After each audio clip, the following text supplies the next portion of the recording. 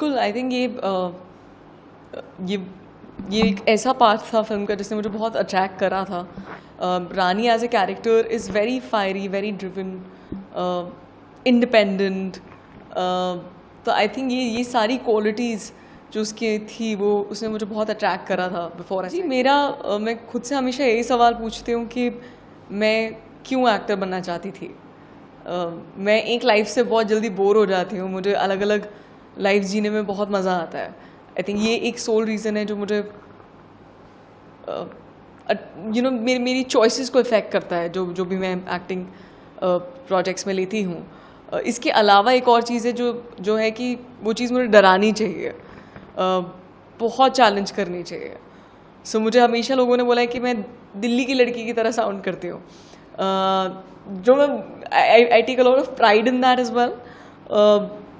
पर यहाँ पे एक मौका मिला था महाराष्ट्रन लड़की प्ले करने का. तो उसकी डायलेक्ट, उसकी बॉडी लैंग्वेज, वो कहाँ से आती है, उसकी ज़िंदगी जीने में बहुत मज़ा आया. बिल्कुल हमने मराठी में मराठी की क्लासेस ली थी for good 2-3 months. And Marathi गाने सुने थे मैंने. और बॉडी लैंग्वेज, एक लोकल सलॉन है वहाँ पे सिर्फ मराठी बोलते हैं, तो मैं वहाँ पे सर्विसेज कराने चली जाती थी, नील सर्विसेज या कुछ. सो आई थिंक ये इन चीज़ों ने काफ़ी मेरी मदद करी. आई थिंक जितने सपने मेरे अधूरे रह गए थे वो मैं अपने कैरेक्टर्स के थ्रू पूरे कर लेती हूँ. लाइक मैं कॉलेज नहीं गई, मैं 17-18 साल की उम्र से ही मैंने काम करना शुरू कर दिया था, कंप्लीट नहीं किया था कॉलेज. तो जब मैं अंग्रेज़ी कर रही थी तो मुझे वो कॉलेज का सपना थोड़ा पूरा हुआ कि क्या प्रोसेस होता है, क्या क्या कैसे एक इंटरनेशनल यूनिवर्सिटी में जाके कैसा फील होता है. या मुझे क्रिकेट खेलने का बहुत शौक़ था, तो मैंने एक फिल्म करी थी कच्चे नींबू, तो उसमें मैंने वो सपना पूरा कर लिया. मुझे लगता है कि जो मेरे खुद के अधूरे सपने रह गए थे वो कहीं ना कहीं मैं अपने किरदारों के थ्रू पूरे कर लेते हैं. जी वो लोग इतने ग्रेशियस हैं, वो उनके पास वो एक सुपरस्टारडम एयर के साथ नहीं आते हैं. वो इतने ग्राउंडेड हैं, इतने ग्रेशियस हैं, एक थरो प्रोफेशनल हैं. And they make you feel very comfortable. And उसी में आप अपना बेस्ट फुट फॉरवर्ड रख सकते हो जब वो इन्वायरमेंट ऐसा क्रिएट किया गया होता है. सो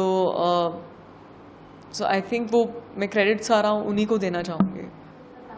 जी बिल्कुल, टाइम के बहुत पक्के हैं. मुझे याद है एक दिन मुझे सुबह के 4 बजे का कॉल टाइम दिया हुआ था और मैं थोड़ा कॉल टाइम से पहले आ जाती हूँ, तो मैं 3:50 पे आ गई होंगी, थोड़ा इम्प्रेस करने के लिए, या थोड़ा कि हाँ मेरे को 4 बजे का दिया, मैं 3:50 पे आती हूँ. अब मैं अपनी वैनिटी में घुसी और एक एडी भागते भागते आया और उन्होंने बोला जल्दी रेडी हो. मैंने जल्दी क्यों रेडी हूँ, मैं तो पहले आई हूँ कॉल टाइम से, मैं आराम से अपना टाइम लूँगी जो भी आपने मुझे दिया है सेट पे टाइम आने का. कितने अक्षय सर 3:30 क्या है. सो मैं जितनी भी प्रोफेशनल हो जाऊँ वो मुझसे एक कदम आगे ही थे. And he is a thorough professional and I love that quality about him. Rani के बारे में हमने करी थी, रानी को हमने ढूंढा था.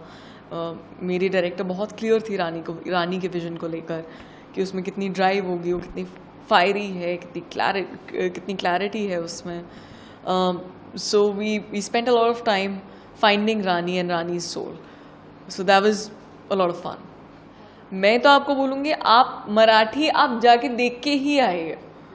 अभी कुछ मत सुनिए, आप पैसे खर्च करिए और थिएटर में देख के आइए, क्योंकि उसका मज़ा उसी में है. जी मुझे लगता है बल्कि ये जो नया जनरेशन है इसमें ये आगे बढ़ा है. इसमें दोनों मोस्टली रिस्पेक्ट करते हैं एक दूसरे के प्रोफेशन को. अर्बन सिटीज़ के अंदर बिल्कुल, लेकिन हमने गांव की स्टोरी भी दिखाई है, तो आई होप कि वहाँ से थोड़ा इन्फ्लुएंस अगर आ सकता है तो वो भी आए.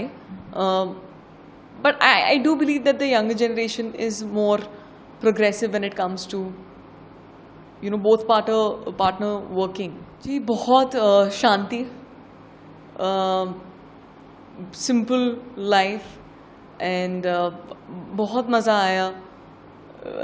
कुछ लोग सेट पे जो आते थे, जो जूनियर्स होते थे या कुछ होते थे, गांव के हमने लोग रखे थे, वो कुछ अपने स्नैक्स लाते रहते थे, तो हम उसको खाते रहते थे. कभी but I think when you work with a person like Akshay Kumar, it's way easier to shoot in areas which are remote. ज़्यादा शांति होती है, ज़्यादा फोकस होता है, पीछे से लोग चिल्ला नहीं रहे होते इतना. So that was a lot of fun. जी मुझे बहुत खुशी होती है. आई थिंक मुझे जब मैं काम कर रही होती हूँ तो तब सिंक इन नहीं करता कि मैंने किन लोगों के साथ काम किया है, क्या किस डायरेक्टर के साथ किया है. मैं सिर्फ स्टोरी पे फोकस करती हूँ, कैरेक्टर पे फोकस करती हूँ.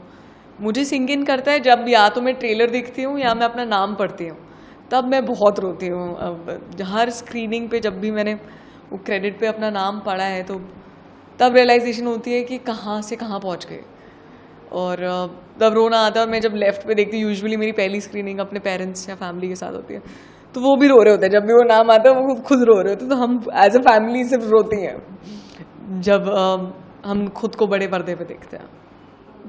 जी बिल्कुल, थोड़े बहुत कमेंट्स में देखती हूँ. जो टॉप कमेंट्स होते हैं थोड़े नीचे आते हैं, वो मैं ज़रूर देखती हूँ. एंड बहुत प्यार होता है उनमें, अच्छा भी फील होता है. बट मैं ज़्यादा सोशल मीडिया पे रहती नहीं हूँ. अगर रहती भी हूँ तो मैं वो क्रिंजी रील्स होती हैं वो देखती रहती हूँ. जी हमेशा मेरी यही कोशिश रही है कि मैं अलग अलग किरदार लेके लोगों के सामने आऊँ. एंड उसी फिलॉसफी से मैं चल रही हूँ. एंड अभी जो मेरा अगला प्रोजेक्ट है that's called Rumi ki Sharafat. That's my 5th project with Maddock. It's a comedy. And एक और फिल्म है सना जो इंटरनेशनल फेस्टिवल्स में जा चुकी है. थोड़े इंटरनेशनल अवार्ड्स मिल चुके हैं जिसको, वो भी इसी साल आए. श्रेष्ठ उत्तराखंड पर खबरों से जुड़े रहने के लिए चैनल को सब्सक्राइब और लाइक करें. बेल आइकन दबाएं और देखते रहें श्रेष्ठ उत्तराखंड.